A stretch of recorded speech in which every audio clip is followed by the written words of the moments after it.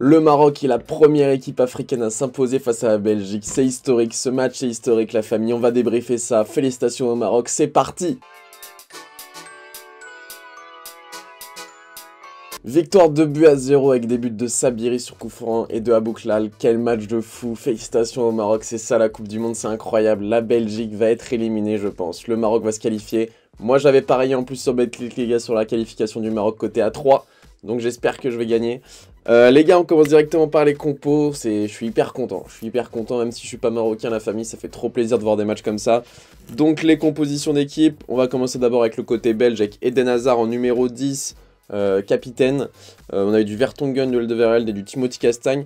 Là, la compo, dans le jeu, c'était pas vraiment comme ça. C'était une défense à 5 avec Castagne en centrale, Vertonghen, Alderweireld, Meunier à droite, à gauche, Thorgan Hazard. Donc voilà, famille, côté marocain, il y a Naïef Aguerd, le patron de cette défense, avec Romain Saïs, le capitaine. Au gardien, il y a eu un petit souci. Bounou devait commencer, il a fait l'hymne, mais il a eu des migraines, il a eu des vertiges. Donc c'est la première fois que je vois ça, un joueur qui est là pendant le protocole, qui fait l'hymne et qui ne commence pas le match. Donc c'est Mounir qui a commencé au goal. Certes, c'est pas un gardien de la qualité de Bounou, mais apparemment, avec la sélection marocaine, il répond toujours présent et il l'a encore prouvé aujourd'hui. Achraf Hakimi côté droit qui était pressenti absent, qui a des gènes musculaires, mais qui a quand même tout donné, un match de guerrier, donc moi ça me fait plaisir en tant que parisien. Ziyech devant, on va en reparler, qui a été exceptionnel, Hakim Ziyech, vraiment match de patron. En première mi-temps, il y a eu un faux espoir, la famille, avec un coup franc d'Hakim Ziyech, au final, qui a été sifflé hors jeu, tout simplement puisque Romain Saïs était en position d'hors jeu, il va gêner Thibaut Courtois dans son intervention. Il y a plein de gens à la mi-temps j'ai vu des tweets de fous qui disaient ouais, il n'y a pas hors jeu, il touche pas le ballon. Ça n'a aucun rapport les gars, ce hors-jeu n'est pas contestable. Romain Saïs gêne totalement la vision de Courtois, gêne totalement son intervention. Sans la présence de Saïs dans cette action, enfin avec une présence licite, donc pas hors-jeu, Courtois l'aurait arrêté. Donc ce hors-jeu pour moi je comprends même pas comment on peut le contester objectivement vraiment. Donc oui, il y a hors-jeu, donc malheureusement tout le monde pensait que le Maroc avait ouvert le score avant la mi-temps. Mais non, il y a eu hors-jeu, donc 0-0 à la mi-temps. Le Maroc a montré un bon visage. La Belgique était en difficulté, mais avec quand même la possession du ballon. Je crois que 70% de la possession du ballon au premier temps était belge. Donc le Maroc était vraiment là en attente de se trouver des occasions. Il y a aussi une occasion d'Hakimi qui tire à côté. Puis en deuxième mi-temps, il y a cette entrée de Sabiri, le jeune joueur, qui prend son coup franc côté gauche, et un petit peu à la manière de Juninho, si on peut exagérer les traits, qui va le tirer directement. On s'attend tous à un centre tellement l'angle est fermé. Et non, il tente un coup franc direct et Courtois est surpris. Et il y a toujours Romain Saïs qui était déjà là au premier but en tant qu'hors-jeu. Là, il était là au second but, toujours là pour gêner Thibaut Courtois. Et ça a fonctionné. Et cette fois-ci, il n'était pas hors-jeu. Donc voilà, ça fait 1-0, sensation totalement au Qatar. Vraiment, le Maroc retourne ce match. La Belgique, d'ailleurs, où De Bruyne, il y a 1 ou 2 jours, disait « Ouais, on n'a pas le niveau pour remporter la Coupe du Monde, on est trop vieux. » Donc voilà, peut-être qu'il n'avait pas vraiment tort. Le Maroc retourne totalement ce match, le stade s'embrase, la plupart des supporters étaient marocains. Donc une ambiance de folie, ça fait plaisir parce que dans cette Coupe du Monde, il n'y a pas beaucoup de matchs de folie. Donc voilà, et puis après, fin de match, Ziyech continue à faire son match de fou d'ailleurs. Et Ziyech fait la passe décisive à Abouklal, qui est le joueur de Toulouse. Qui est un très bon joueur côté toulousain. Moi je regarde énormément la Ligue 1 et qui est très très bon. Et donc Ziyech qui lui fait la passe D, Abouklal qui finit 2-0. On peut rentrer à la maison tranquillement. Et donc le Maroc est premier de son groupe avec 4 points. La Belgique est deuxième avec 3 points. En attendant le Croatie-Canada de tout à l'heure. Le Canada qui a toujours 0 points. Donc voilà, on attend de voir ça, mais peut-être que le Maroc va se qualifier.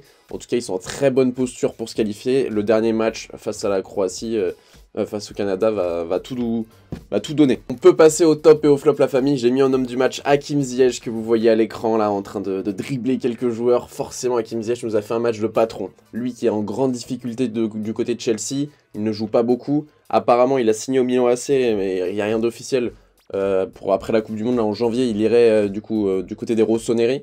Et ça serait un très bon point, puisque vraiment le Milan, ça, sans développer trop, parce que c'est pas le sujet d'aujourd'hui, mais le Milan côté droit avec des Messias, avec je sais même plus qui d'autre, avec Rebic qui peut jouer à droite, c'est pas ce qu'ils ont de mieux. Et Ziyech, vraiment, autant dans le profil que dans le poste, que dans le profil technique que tactique, je pense qu'il irait parfaitement dans cette équipe du Milan AC. Donc j'ai hâte de voir ça. En tout cas, Ziyech, aujourd'hui, il a été excellent. Les retours défensifs ont été présents. Offensivement, sa patte gauche a fait énormément de bien. Il a fait la misère à Thomas Meunier. Il a fait la misère à Deverel, il a fait la misère à Castagne. Vraiment, Ziyech a été extraordinaire, c'est totalement l'homme du match, c'est sans contestation possible pour moi.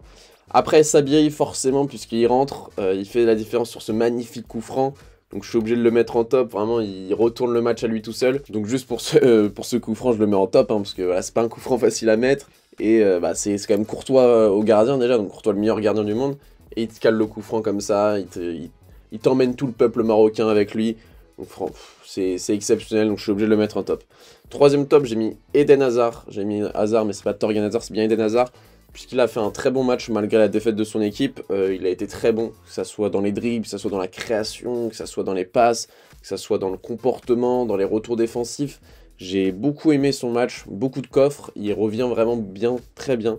Si les blessures le laissent tranquille, vraiment là il a enchaîné 2 belles prestations. Donc j'espère pour lui qu'il va continuer comme ça, parce que c'est vraiment un joueur exceptionnel lorsqu'il est en pleine possession de ses moyens. Après, en flop, forcément Thomas Meunier, il a été dégueulasse. Moi en tant que Parisien déjà je l'aime pas. Mais il était dégueulasse, la famille. Nul, nul, nul, nul, nul. Horrible. Que ça soit dans les passes, dans les contrôles. Il y a des moments où il ratait des passes, vraiment. Je me disais, mais ce mec est professionnel. De toute façon, même à Dortmund, il est nul. Là, il a été horrible. Il s'est fait passer je ne sais pas combien de fois. Il a raté ses centres.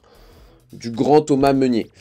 De Bruyne, je le mets en flop tout simplement parce que c'est censé être le meilleur joueur de la Belgique. Et il n'a pas assez pesé sur cette rencontre. Pour moi, il s'est totalement fait bouffer, notamment par Amrabat au milieu de terrain. Donc voilà, je le mets en flop. Puis aussi pour son intervention qu'il a eu il y a 2 jours, là, ouais, la Belgique, impossible qu'on gagne la Coupe du Monde, on est trop vieux. Moi j'aurais été belge, j'aurais pété les plombs d'entendre ça. Donc je le mets en flop. Je suis assez déçu de la prestation de Bruyne, qui est un de mes joueurs préférés à la base, mais qui me déçoit de temps en temps comme ça.